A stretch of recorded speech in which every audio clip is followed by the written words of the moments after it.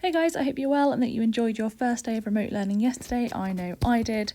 I just wanted to put together a bit of a video trying out some new things, doing some remote teaching on what the plan of action is for today's lesson and a bit of a talk about what we're doing on Thursday. I've slightly changed things around, so you're not going to do exam questions today. We are just going to focus on finishing off our sheets on life of the poor in Elizabethan England. So what is it that you need to do? Hopefully we've made a good start to this already, and we've looked through, as we've seen on our sheet that I've got for you here, we've read through our key definitions and we've started to look at these images of what life was like for the poor. Hopefully some easy things to draw out here. We can see, for example, in this image here, this vagrant is being tied up and taken away. It doesn't look like a very pleasant experience, so think about that. But then contrastingly, in this image here, this rich gentleman is giving him some money, the vagrant some money, as charity. So a few things to think about there, and just drop into these boxes here. What was life like on the left, and how are they treated on the right? So don't spend very long on that, just a minute or two. So now we go on to one of the kind of key questions here, which is why was poverty such an issue in Elizabethan England? And for that, we want to make sure we are using our textbooks, and that is going to be pages 170 and 171 in your pink textbooks.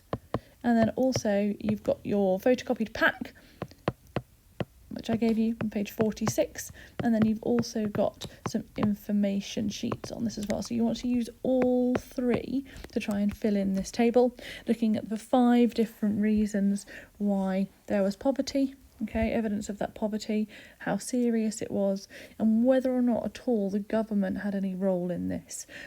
So certainly things like the lack of jobs. One of the things that you might find on page 170 and 171 is the impact of Henry VIII debasing the coinage, and it will tell you what that is and that it has an impact on the kind of jobs of merchants and so forth. So you need to fill in that table as thoroughly as you can using those 3 sections that I've identified here for you.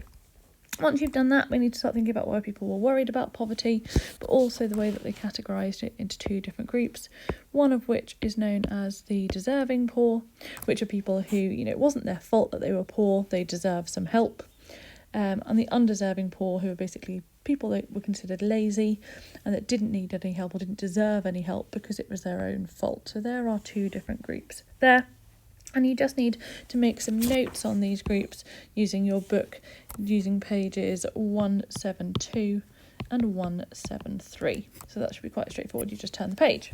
So once we've made notes on these different groups, we need to have a look at how it is that individual towns, and then more widely how Elizabethan England, go about trying to tackle poverty. Now, the most straightforward place to find this information in your books is page 174 and 175. Okay, they're the kind of key places there. There is a little bit in the photocopied pack I gave you on page 50. Okay, so they're the pages we need there. So just run through how places like York, Norwich, Ipswich and London tried to tackle it. And then finally, last but not least, we need to have a look at what it is Elizabeth herself did. So looking at it from a national, not a local level.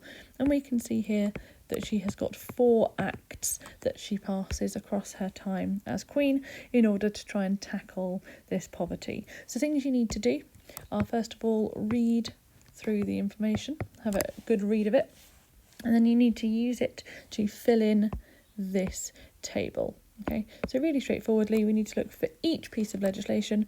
We are going to draw a quick picture, and then we're going to do a 12-word summary. So we might do a picture of whatever, and then 12 words here for each of those 4 acts there, using the information you were given just above. And then finally, we just need to have a think about how effective these poor laws were, and really you can use your book on page 177 to help answer that question, to find the successes and the limitations. So that's the plan of action for today, guys. That's what I want you to do in today's lesson. Should be submitted to me by the end of the day, or indeed first thing tomorrow if need be. And then we will look next lesson at doing the exam questions that are at the bottom of this sheet. We're going to do that on Thursday, and I will talk you through those then. I hope the video has been helpful. Any feedback would be much appreciated, and please upload your pictures, take photographs on your phone of your pack, and upload them to the task on Firefly, and I will send an email telling you how to do that.